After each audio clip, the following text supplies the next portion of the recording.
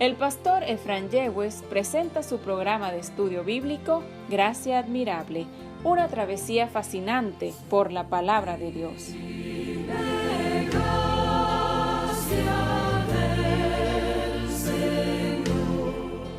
Bienvenido a tu programa de estudio bíblico Gracia Admirable, una travesía fascinante por la palabra de Dios. Quien te habla el pastor Efraín Yegües, y es un inmenso placer y gozo el poder estar una vez más acá reunido contigo a través de este medio de comunicación. Que el Señor te bendiga, que el Señor te guarde.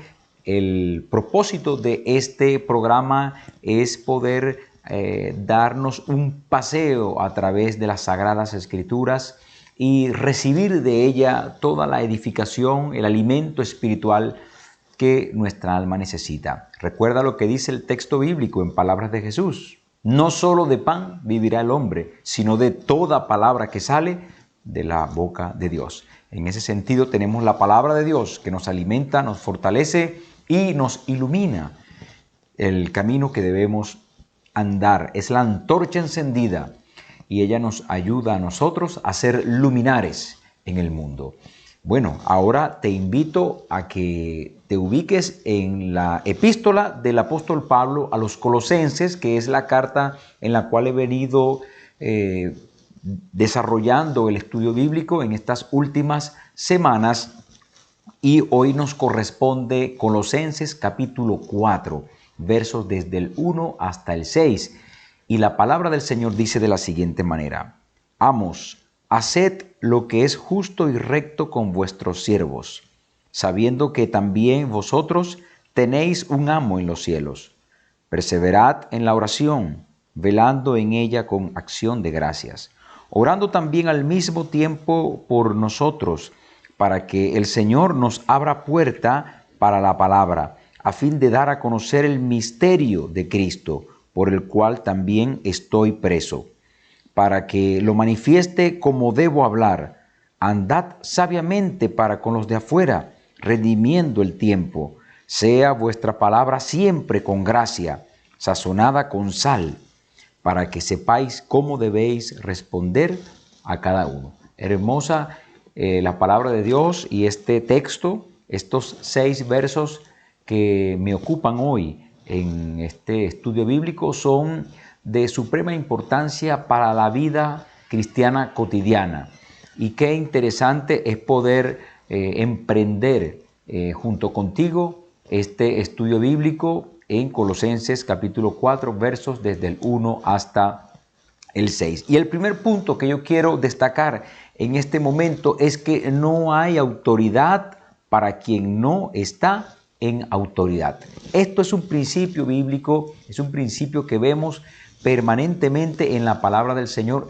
Nuestro Padre Celestial delega una autoridad para con los entes terrenales y entiéndase entes como las personas, y en este sentido pues Él también exige una rendición de cuenta en cuanto a la gestión, o mejor dicho, al desarrollo del rol que el Señor ha delegado, la autoridad que el Señor ha delegado. Entonces, hay que entender esto: no hay autoridad para quien no está en autoridad. Es decir, cabe también decir que el que está bajo autoridad, el Señor lo pondrá en autoridad, ¿sí? Este es un principio de la palabra del Señor.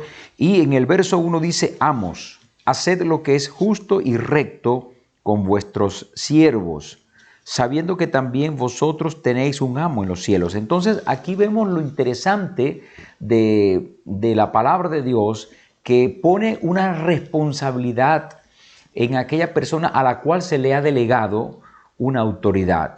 Entonces, el hecho de que usted tenga autoridad, que usted esté con personal a cargo, por ejemplo, no es para que sea un tirano, no es para que se enseñoree de las personas, sino más bien es para que haga uso correcto, con sabiduría y con temor de Dios, para que usted desarrolle ese rol supervisorio, esa jefatura que el Señor le ha dado, porque no hay autoridad que no venga de Dios.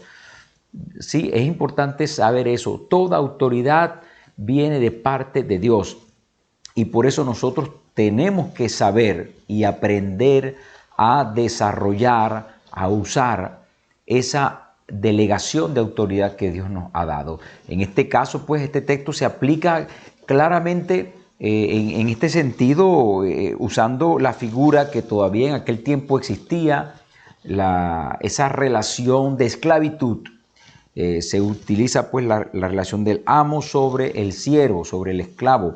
Pero vea usted que la responsabilidad principal cae sobre el amo, sobre la persona que era el propietario del esclavo, sabiendo que también ustedes tienen un amo en los cielos. Entonces, también otro principio importante que vemos en este texto es que, amados hermanos, cuando usted tiene una responsabilidad, tiene un rol de jefatura, tiene un rol de liderazgo, recuerde que sobre usted hay alguien al cual usted tendrá que rendir cuenta. En este caso, al Señor, Dios Todopoderoso. Y esta palabra que vaya para mis amados hermanos pastores, mis compañeros de labores, de ministerio, los pastores, líderes, los que están al frente de congregaciones.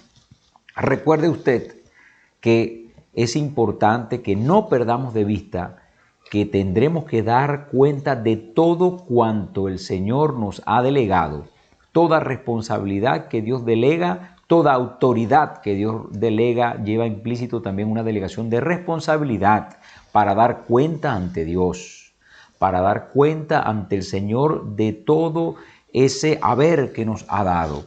Y es importante porque aquí vemos también la mayordomía cristiana. Recuerde que el principio de la mayordomía nos enseña que nosotros somos administradores de algo que no es propiedad nuestra. Esa es la mayordomía.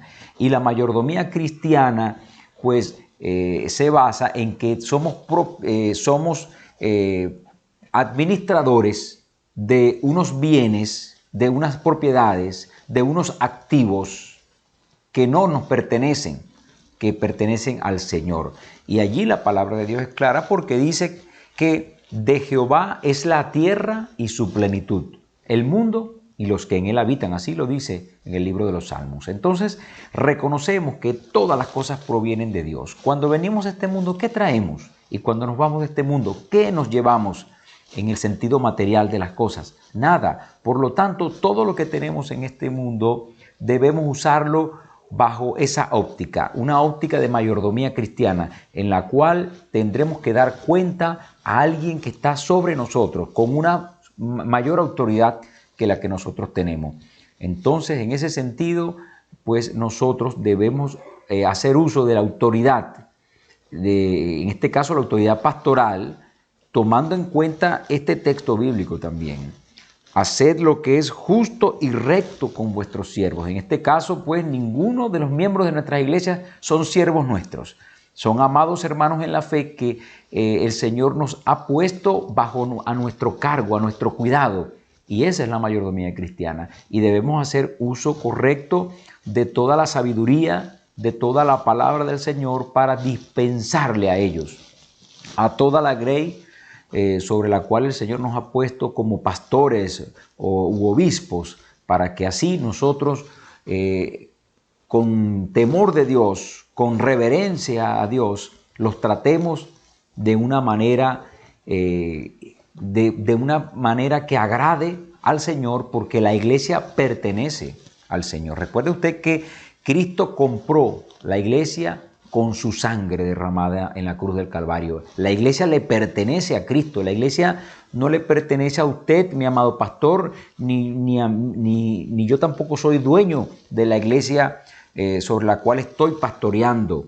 Antes bien, soy un administrador de esas almas. Eso sí, la palabra de Dios enseña también que nosotros velamos por esas almas. Somos responsables ante Dios de esas almas y el Señor nos va a pedir cuenta de esas almas. Y en este sentido debemos actuar justamente. Dice la palabra de Dios que debemos actuar de manera justa y de manera recta, es decir, de manera cabal.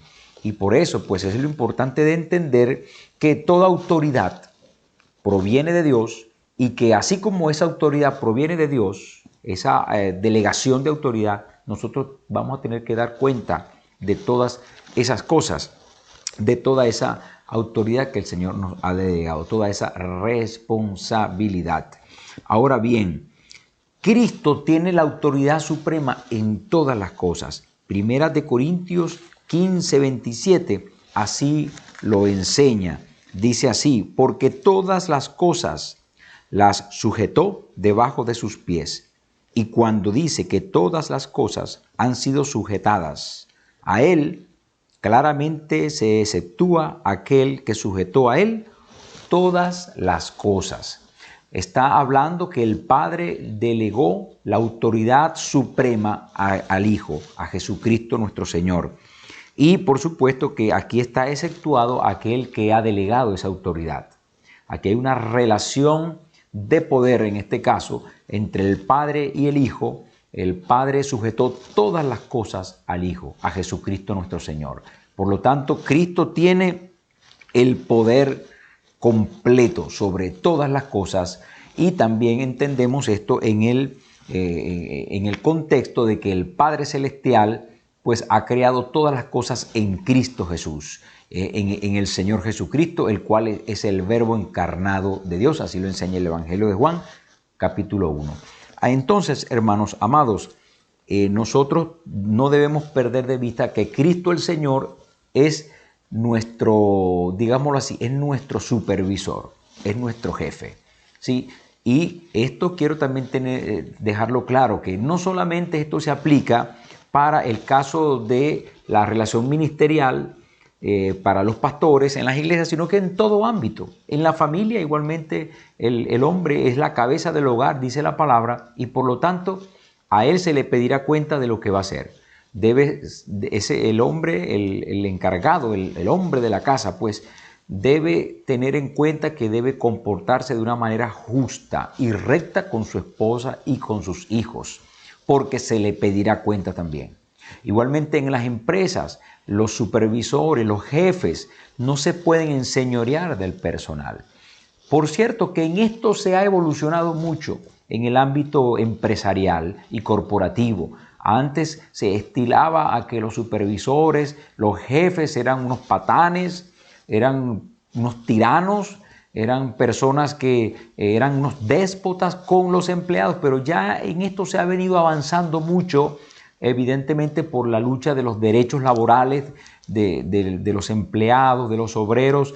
En el siglo pasado, con la revolución industrial, con la automatización de los procesos de producción, las personas, tanto hombres como mujeres, comenzaron a sentir el peso de la automatización, que en muchos casos implicaba que hombres y mujeres tenían que trabajar sobre horario y llegar extenuados. Y esto pues comenzó a surgir una lucha que, por cierto, se conmemora en muchísimos países a nivel mundial el 1 de mayo, el Día del Trabajador, y es precisamente por la lucha que se emprendió en el norte para que los jefes fueran más considerados, para que se trabajaran menos horas, porque antes se trabajaba un promedio en esas empresas 10, 12 horas, pero luego se llegó a un acuerdo casi mundial de trabajar 8 horas, aunque en algunos países se trabaja 9, en otros se trabaja 6, pero en sí el punto es que la palabra de Dios ya lo enseñaba.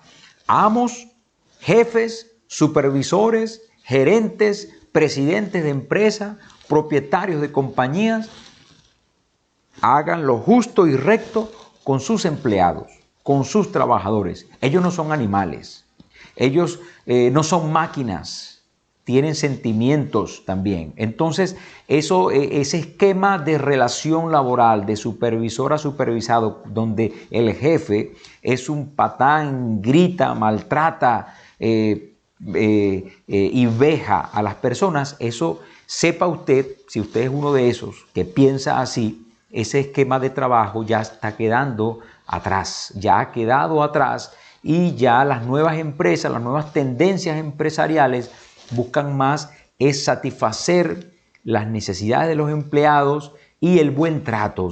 En algunas encuestas que he revisado a nivel laboral, se dice, los expertos en recursos humanos o en el talento humano, como ahora se le conoce, dicen que las personas, evidentemente salvando las distancias en cuanto a la realidad que tenemos como país en este momento, pero en líneas generales, a nivel mundial, las personas lo primero que aprecian en un trabajo es el buen trato.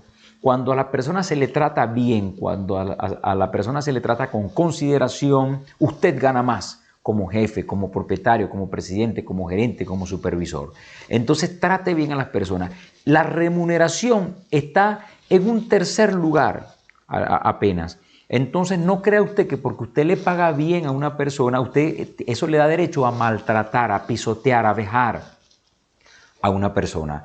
Antes bien, eso está en un tercer lugar, y si la persona encuentra otra empresa donde se le pague tal vez un poco menos, pero lo traten mejor, se va a ir a esa empresa, porque el trato es algo elemental, es un derecho humano, el buen trato. Y en eso nos dio ejemplo nuestro Señor Jesucristo.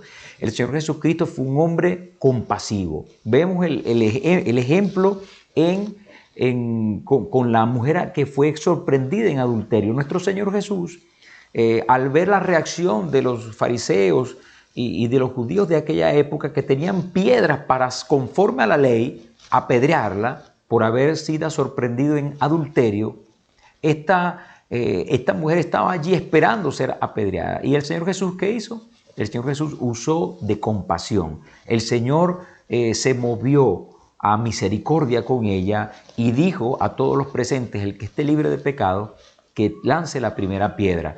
Y ninguno de ellos pudo hacerlo, porque todos también estaban en pecado. El Señor Jesús pudo haberlo hecho porque Él estaba limpio, puro, santo. Fue y es nuestro Señor Jesucristo, libre de pecados.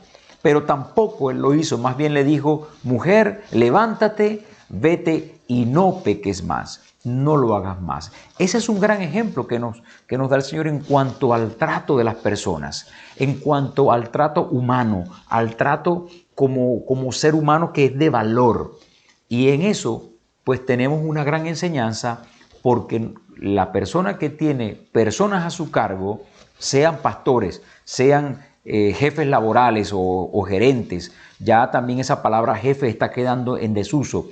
Las nuevas tendencias usan es gerente, sea gerente, no sea jefe. El jefe manda sin ningún tipo de consideración, sin ningún tipo de lógica, pero el gerente, él usa los recursos, el talento humano que tiene a su disposición con sabiduría, de tal manera de optimizar los procesos, de tal manera de que las empresas puedan hacer mucho más con el menor esfuerzo, y con una gerencia del talento humano que sea realmente agradable a la persona, al personal que está a su cargo, y que por supuesto esto va a traer una ganancia, que es la proactividad de los que están bajo su cargo. Entonces este apartado lo hago para el caso de las empresas, de los negocios, de aquellos que tienen algún tipo de pequeña o mediana empresa.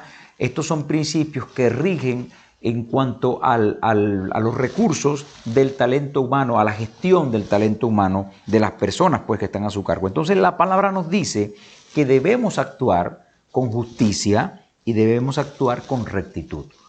Vuelvo y repito, no por el hecho de que usted sea jefe, supervisor o dueño de una empresa, usted está en pleno derecho de ser un patán, de ser una persona que maltrata, que golpea verbalmente, y mucho menos pensar que lo va a hacer físicamente. Entonces esto ya es un esquema mental que ha quedado en desuso. Evidentemente hemos avanzado como en la humanidad, como sociedad, en estos aspectos. ¿Por qué? Porque se ha demostrado que con el buen trato se gana mucho más, ¿sí? Las personas están agradadas, la iglesia crece, la gente se siente contenta, se siente bien tratada, y esto es de gran bendición para la iglesia y para cualquier organización. Continuamos, hermanos, porque también el Señor pedirá cuenta. Vamos un momento a la parábola del mayordomo infiel. Lucas 16:10, el Evangelio de Lucas, capítulo 16, verso 10, dice de la siguiente manera. Parábola del mayordomo infiel. El que es fiel en lo muy poco, también en lo más es fiel. Y el que en lo muy poco es injusto, también en lo más es injusto. Aquí lo que quiere enseñar este texto bíblico, y lo cito por lo siguiente, porque de toda autoridad el Señor te va a dar cuenta, y no esperes a tener mucho para llegar a ser fiel a Dios. No esperes tener mucho para entonces decir, no, allí entonces yo sí voy a cambiar. Allí yo sí voy a ser un buen jefe, un buen esposo, un buen supervisor, un buen pastor. Ahorita no tengo muchas personas en este momento, no tengo muchas personas en la iglesia, por lo tanto, cuando yo tenga mucho más personas, entonces ahí es que yo voy a comenzar a tratar bien a las personas. No, desde lo poco debe ser hallado fiel. Desde lo poco usted debe comenzar a hacer todas las cosas como para Dios, como para el Señor. El uso del dinero como para Dios. La ofrenda, el diezmo, el aporte que usted dé para la obra de Dios. No espere ser millonario para comenzar a ofrendar, para comenzar a dar tu diezmo. Es desde lo poco. Vea lo que dice la palabra, el que es fiel en lo muy poco. Usted es fiel con lo poco que le llega a sus manos. Usted le es fiel al Señor con esa moto, con esa bicicleta, con ese carrito que usted tiene. Usted comienza a servirle al Señor, y dice la palabra de Dios que cuando el Señor lo ponga en una condición, en una mejor posición, usted seguirá siendo fiel al Señor. Hay personas que dicen, no, cuando yo tenga mucho, entonces yo comienzo a bendecir a otros. Y no es lo que vemos en la palabra de Dios. En la palabra del Señor vemos que la bendición se comienza a dar desde el momento que comenzamos a recibir. Nosotros bendecimos porque ya estamos en bendición. Nosotros comenzamos a bendecir a otros porque ya nosotros hemos sido bendecidos. Por ejemplo, comenzamos a tratar bien a los demás porque ya el Señor nos ha tratado de la mejor manera posible, nos ha perdonado todos nuestros pecados. ¿Qué esperas para comenzar a tratar bien entonces a las demás personas? ¿Qué esperas para comenzar a perdonar? Ya el Señor te perdonó. Entonces sé fiel en lo muy poco, porque el Señor ve tu fidelidad en la obediencia de esas cosas que son algunas veces imperceptibles, pero son muy importantes en la obra del Señor, ante la mirada del Señor. Y aquí estamos hablando de la parábola de un mayordomo que fue infiel. Fue hallado infiel porque malbarató los recursos que tenía en su mano. Ese mayordomo se le dio unos recursos para que los administrara, y ese mayordomo los malbarató, los mal usó, los despilfarró. Y luego cuando llegó su jefe, el dueño, entonces andaba angustiado y comenzó a tratar de cuadrar las cuentas de una manera irregular, y lamentablemente este jefe, en este caso de esta parábola, en el capítulo 16, ese jefe se congració con ese mal mayordomo, cosa que vemos como los malos se alían con los malos para hacer cosas más dañinas. Es otra enseñanza que está implícita en esta parábola, pero lo que yo quiero rescatar de ella es que, mi amado hermano y hermana, no espere más cosas para comenzar a obedecer, para comenzar a honrar, para comenzar a tratar bien a las personas. Antes bien, en todas las cosas que usted pueda, bendiga a los demás, obedezca al Señor, honre a Dios, honre a sus supervisores, a sus jefes, porque eso es agradable delante de los ojos de nuestro Señor. Vamos a movernos porque todavía nos esperan unos versículos adicionales. Adelante, el verso 2 dice de Colosenses 4, dice: perseverad en la oración, velando en ella con acción de gracias. perseverad. Esta palabra es interesante, la vemos mucho en el texto bíblico referente a la fe. Es importante que nosotros perseveremos, es decir, que nos esmeremos. Y esta perseverancia implica también aquellos momentos en los cuales no queremos orar. Decía un hermano en una predicación que escuché que cuando usted no tenga deseos de orar, ore, porque allí es cuando más necesita orar. Y cuando usted tenga deseos de orar, entonces ore más, pero de todos modos debe orar, debe permanecer en un vínculo con el Señor, porque es la manera que el Señor ha establecido para comunicarnos, para relacionarnos, para tener comunión con Él, la oración. Hermanos amados, la palabra nos enseña que debemos perseverar y pues el propósito de la oración es que nosotros nos mantengamos firmes en Él. Hermanos, Jesús dijo, orad y velad para que no entréis en tentación. Entonces la oración nos ayuda a estar libre de tentación. Algunos cristianos están caídos, no, pero es que ese diablo es muy malo. Evidentemente que el diablo es malo y está condenado y derrotado en la cruz del Calvario. Pero, amados hermanos, nosotros debemos perseverar en la oración para no entrar en tentación. Porque ¿a quién ataca el enemigo? ¿A quién ataca el diablo? En una manada de animales, de esos documentales que vemos por esos canales que son especiales que hablan de la vida animal y la vida salvaje. ¿A quién ataca el león, por ejemplo, en una manada de animales, de cebras o de gacelas Tommy o de cualquier animal? ¿A cuál ataca? Al que está débil, al que está enfermo, al que está pierniquebrado. A esos son los animales que ataca. A los más fuertes no. A los líderes de la manada no los ataca. Entonces, usted debe permanecer firme en oración para no entrar en tentación. Cuando usted abandona la oración, cuando usted abandona el ejercicio, la disciplina espiritual, el hábito de orar, de estar en comunión con el Señor, usted se debilita y luego es fácil que caiga en tentación. Primera de Tesalonicenses 5:17 dice, orar sin cesar, es decir, perseverar en la oración. Usted posiblemente, a todos nos ha sucedido, hay momentos en nuestra vida cristiana en que somos tentados a dejar de orar, seducidos a ocupar ese tiempo en otra cosa. Posiblemente muy temprano en la mañana, cuando usted se levanta, entonces comienzan cosas a distraerle. Si usted no tiene un lugar reservado para orar, entonces llegan los demás miembros de la familia o las ocupaciones, el teléfono. ¿Cuánto distrae el teléfono? Mandan un mensaje, mandan otro mensaje. Dígame usted si usted está al menos en una docena de grupos, en el WhatsApp, por ejemplo. Entonces llega un mensaje, llega otro, y usted tratando de orar un poco, pero el teléfono suena y usted abre el ojito y ve una vez y ve otra vez y después llega un mensaje, mira, pregunta, y usted se distrae. ¿Qué pasa? Está siendo desviado. Ese instrumento que es de bendición, un teléfono celular, un teléfono inteligente, es de bendición para servir a Dios, pero en ese momento se puede convertir en un elemento de distracción. Por lo tanto, todas esas cosas que le distraen, por decir un ejemplo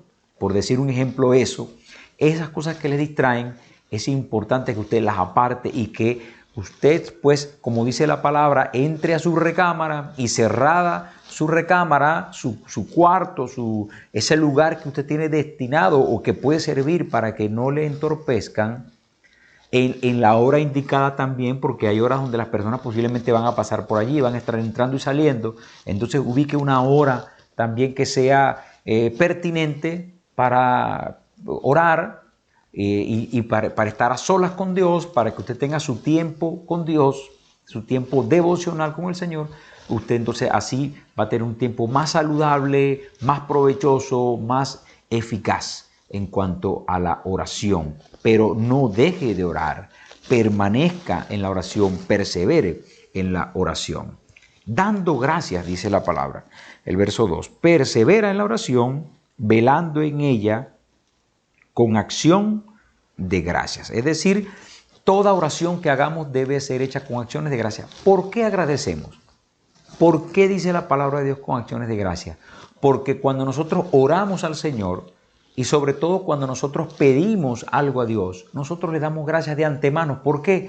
Porque confiamos en su soberanía, confiamos en su provisión y confiamos en su voluntad, que es buena, agradable y perfecta. Y sabemos que el Señor nos va a dar lo que es mejor para nosotros. El Señor nos va a dar aquello que es más beneficioso para nosotros. El Señor nos va a bendecir con aquello que, así como dice Efesios capítulo 3, verso 20, y aquel que es poderoso para hacer todas las cosas mucho más abundantemente de lo que pedimos o entendemos, según el poder que actúa en nosotros. Entonces es importante estar confiado y por eso damos gracias a Dios de antemano cuando vamos en oración a Él, porque ya sabemos que las peticiones que le hemos hecho, Él nos las va a dar, Él va a responder.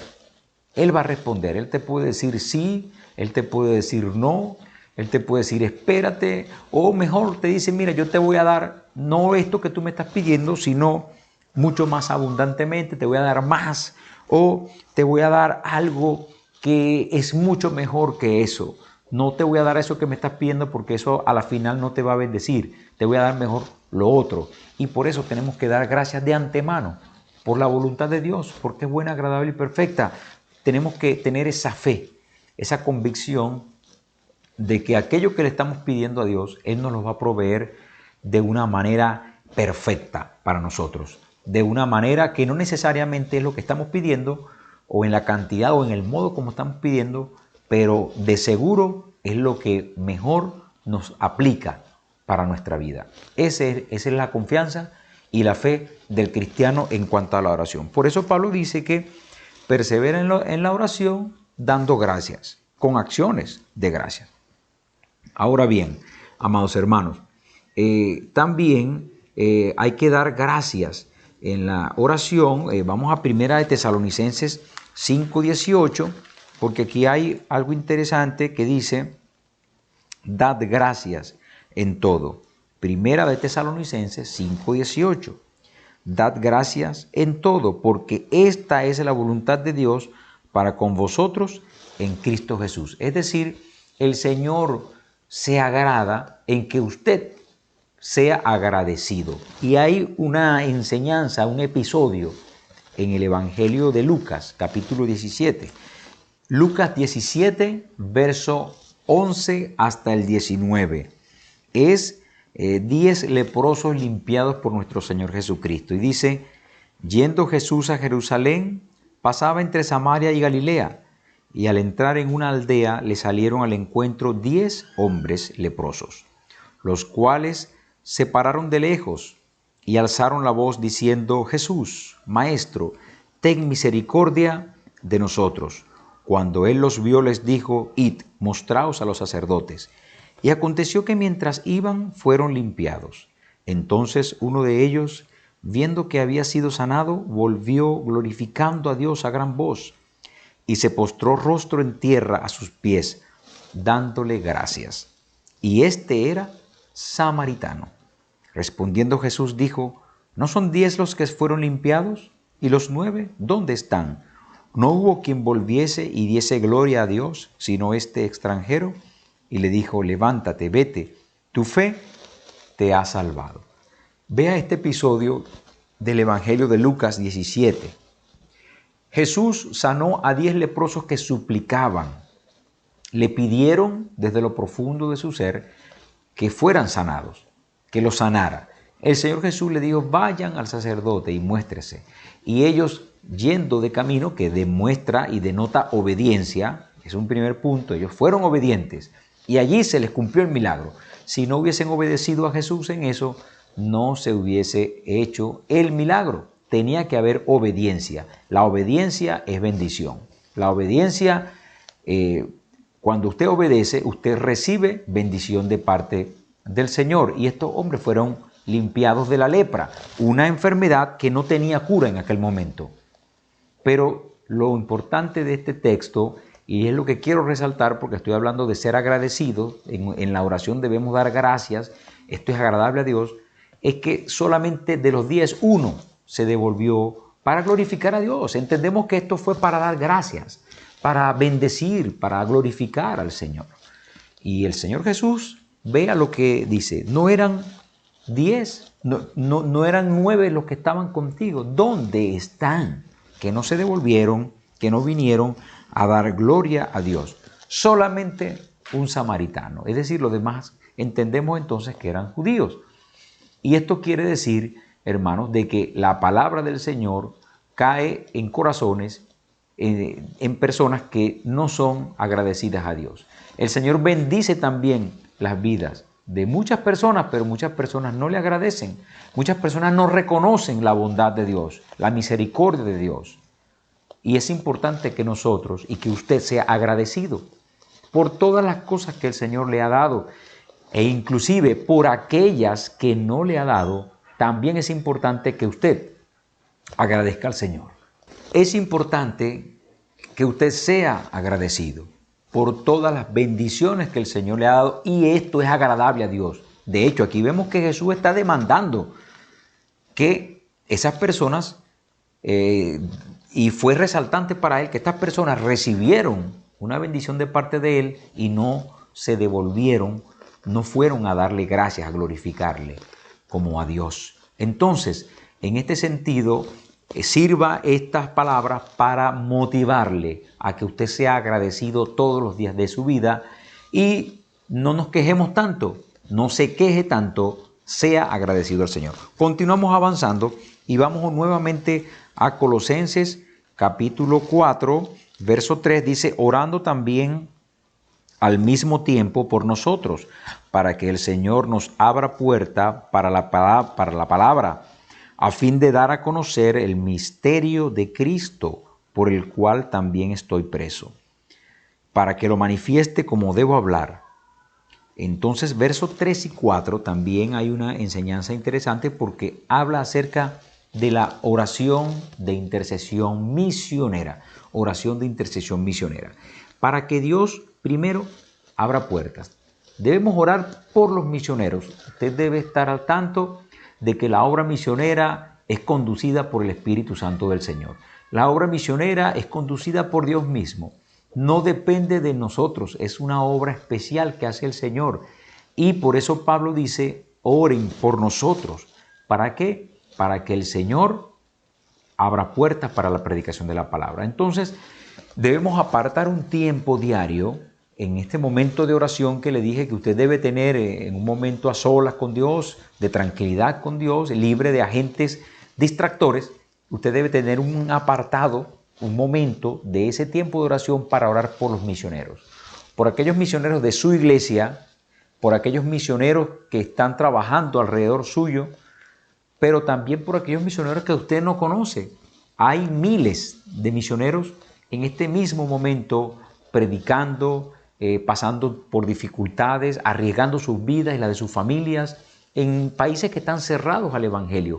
La ventana 10-40, los países que están dentro del paralelo 10 y 40, los países de África, los países del Medio Oriente, de la India, de Pakistán, de China, todos estos países cerrados al Evangelio necesitan de la oración intercesora de la iglesia. Y usted, mi amado hermano y hermana, debe dedicar diariamente un tiempo de oración por los países que están cerrados al Evangelio, por las familias misioneras, por provisión para esas familias. También usted debe orar por las agencias misioneras, es decir, las instituciones, las organizaciones, digámoslo así, las empresas cristianas que llevan misioneros a esos países para que prediquen la palabra de Dios. Es una responsabilidad y es un pedido acá en la palabra de Dios, que debemos orar por los misioneros y también para que Dios abra puertas para que su palabra se predique. El Señor sabe dónde va a llevar la palabra y por eso es importante que pidamos dirección a Dios, para que Dios ilumine el camino, para que muestre dónde es que deben ellos predicar. De Dios es el proporcionar las oportunidades para predicar la palabra. El Señor es el que promueve la obra misionera Y por lo tanto nosotros debemos pedirle al Señor que se glorifique en medio de nuestro país, en nuestra ciudad, pero también en nuestro continente latinoamericano, en nuestro continente americano, en nuestros países latinoamericanos, que tanto hace falta la predicación del Evangelio y sobre todo la vivencia del verdadero Evangelio de nuestro Señor Jesucristo. Porque se dice que América es cristiana, pero hay muchísimas personas que se dicen ser cristianas, pero necesitan vivir el verdadero Evangelio de nuestro Señor Jesucristo. Ahora bien, también dice por acá pues el texto bíblico en el verso 3, no solamente debemos pedir para que se abran puertas, sino también para que se dé a conocer el misterio de Cristo, por el cual también estoy preso. Y el misterio de Cristo es algo interesante porque es lo que realmente nosotros debemos predicar. ¿Cuál es el misterio de Cristo? El misterio de Cristo, hermanos, es la venida del Mesías, la venida del Salvador a este mundo para que la persona alcance perdón de pecados y salvación de su alma, la vida eterna, cosa que estuvo velado para los judíos, para la nación de Israel, y por eso Pablo, un hombre que era judío, pero que su predicación también fue a los gentiles, a las personas que no eran judías, pues él dice que está revelando este misterio, algo que estuvo velado, pero que fue develado, fue mostrado a través de la predicación del mismo Señor Jesucristo cuando vino a este mundo en su ministerio terrenal. Ahora vamos un momento a Romanos 16, 25 para constatar pues esto que le he dicho. Romanos 16, 25 dice: y al que puede confirmaros según mi evangelio y la predicación de Jesucristo, según la revelación, vea esta palabra, según la revelación del misterio que se ha mantenido oculto desde tiempos eternos. Entonces, este misterio del evangelio se mantuvo oculto, pero ahora fue revelado a través de nuestro Señor Jesucristo a sus apóstoles y luego pues a través de la predicación de su palabra. Entonces, este misterio ha sido revelado. ¿Sí? No hay ahora un nuevo evangelio. No se puede predicar un nuevo evangelio. No se puede cambiar el evangelio. No se puede trastornar la palabra de Dios o trastocar, mejor dicho, la palabra de nuestro Señor. El evangelio ya fue develado, ya fue mostrado, revelado. Y ahora nosotros lo que debemos ser es fieles mayordomos de la predicación del evangelio. También 1 Corintios 2:7 habla de esto, del misterio de Cristo. 1 Corintios 2:7 dice así: mas hablamos sabiduría de Dios en misterio, la sabiduría oculta, la cual Dios predestinó antes de los siglos para nuestra gloria. ¿Ven? Entonces el Señor había predestinado, establecido, planificado que la salvación fuese a través del Mesías para la redención de nuestra alma, para el perdón de nuestros pecados. Entonces no hay un nuevo evangelio, el evangelio no se inventa cada vez que un líder que se hace llamar cristiano viene con una nueva revelación o vienen nuevas olas. Estamos en la ola de esto, en la ola de lo otro, y ahora de vez en cuando y de 1 o 2 décadas hay una nueva ola, es decir, un nuevo mover, como se dice, y ese nuevo mover implica cambios en la palabra. Se comienzan a inventar cosas, se comienza a trastocar el mensaje del evangelio, cosa que vemos que ya estaba predestinado, establecido, y el Señor Jesucristo vino y lo predicó. Y nosotros lo que debemos ser es fieles al mensaje que nuestro Señor Jesucristo ha dado. Buenos mayordomos del evangelio. Ahora bien, los versos siguientes, el 5 y el 6 de Colosenses 4, dice así: andad sabiamente para con los de afuera, redimiendo el tiempo. Sea vuestra palabra siempre con gracia, sazonada con sal, para que sepáis cómo debéis responder a cada uno. Entonces, hermanos, aquí hay varios consejos interesantes para el día a día. Debemos andar con sabiduría de Dios, con las personas que no conocen a Cristo. redimiendo el tiempo, es decir, ganándole tiempo al tiempo, no perdiendo el tiempo, no malgastando el tiempo. Deje la holgazanería, deje la flojera y actívese en el Señor para servir a Dios, para ganarle el tiempo al tiempo. Los jóvenes, aprovechen el tiempo, estudie, prepárese, capacítese, fórmese, sirva a Dios. Aproveche que todavía no está casado, que no tiene hijos, lo cual no es excusa para no servirle a Dios, pero reconocemos que cuando estábamos solteros teníamos mucho más tiempo y disponibilidad para andar y hacer vigilia y servir y cantar y predicar, orar y ayudar y servir. Entonces aproveche el tiempo, sirva, esmérese en el Señor. Y usted, hermano, hermana, que ya es adulto, que tiene familia, que tiene hijos, tampoco ponga a la familia como excusa. Redima el tiempo, organice su agenda, planifíquese, sea disciplinado en lo que hace. Y usted verá cómo le rinde el tiempo, redima el tiempo. Dice pues acá la palabra de Dios que debemos aprovechar bien el tiempo. Segunda de Timoteo 4:2 dice así, que prediques la palabra. Esto es el consejo de Pablo al joven Timoteo. Que prediques la palabra, que instes a tiempo y fuera de tiempo, redarguye, reprende, exhorta con toda paciencia y doctrina. Entonces, Pablo le recomienda a Timoteo que predique, es decir, que ejerza su ministerio a tiempo y fuera de tiempo, es decir, en todo momento. Dejemos la flojera, deje la holgazanería y dedíquese a invertir su vida en el reino de los cielos y usted verá cómo el Señor le bendecirá de una manera especial. También el siguiente verso dice que sea siempre con gracia nuestra palabra, sazonada, es decir, una palabra cortés, una palabra amable, tan necesaria en este momento en nuestro país. Vemos personas en la calle llenas de odio, de rabia, de rencor, que están llenas de ira, personas iracundas, personas que no tienen ningún tipo de dominio propio y eso algunas veces se trae a la iglesia y hay que tener sumo cuidado porque uno de los frutos que está allí en el paquete del fruto del Espíritu en Gálatas 5 es el dominio propio. Y en este sentido, nosotros debemos tener la capacidad por el Espíritu Santo, por la llenura del Espíritu Santo que está en nosotros, de hablar cortésmente, de hablar amablemente, ¿sí? Entonces, esto será de testimonio para los inconversos, para aquellos que no conocen al Señor.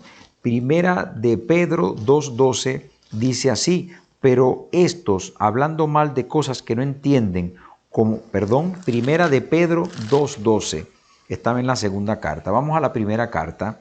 Dice así, manteniendo buena vuestra manera de vivir entre los gentiles, para que en lo que murmuran de vosotros, como de malhechores, glorifiquen a Dios en el día de la visitación, al considerar vuestras buenas obras. Vea lo importante que es dar un buen testimonio.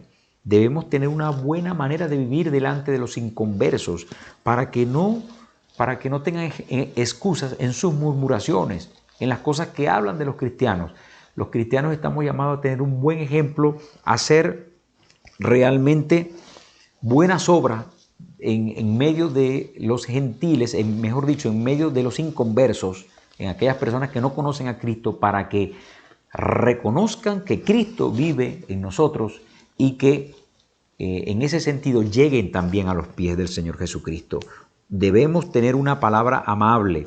Primera de Pedro 3, verso 8 hasta el 12 dice, finalmente sed todos de un mismo sentir, compasivos, amándonos fraternalmente, misericordiosos, amigables, no devolviendo mal por mal, ni maldición por maldición, sino por el contrario, bendiciendo, sabiendo que fuisteis llamados para que heredaseis bendición.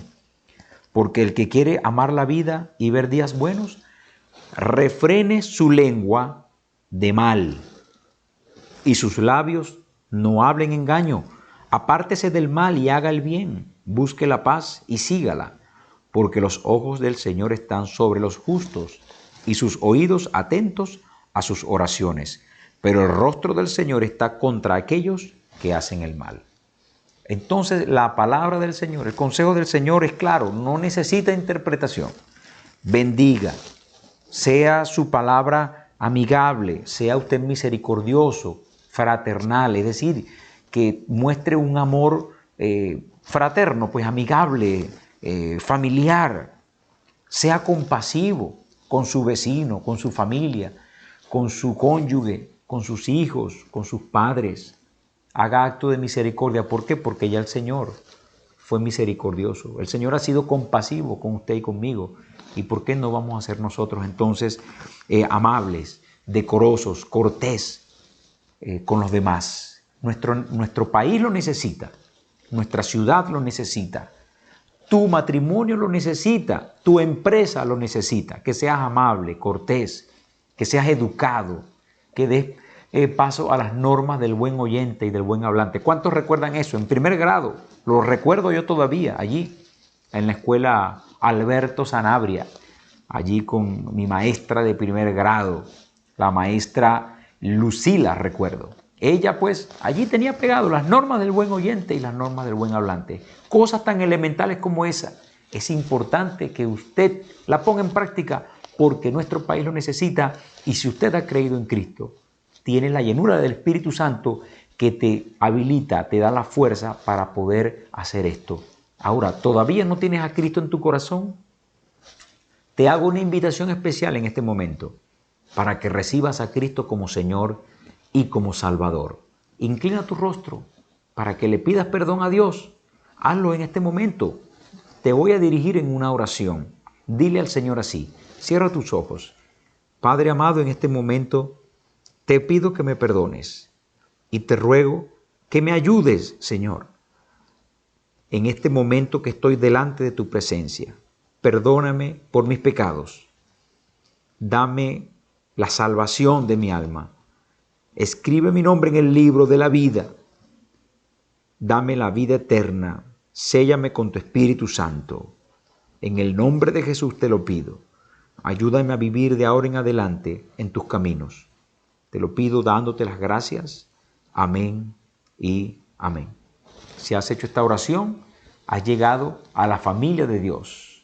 Escríbeme y te guiaré en los próximos pasos de tu vida espiritual. Que el Señor te bendiga y que el Señor te guarde. El pastor Efraín Yehúes presentó su programa de estudio bíblico Gracia Admirable, una travesía fascinante por la palabra de Dios.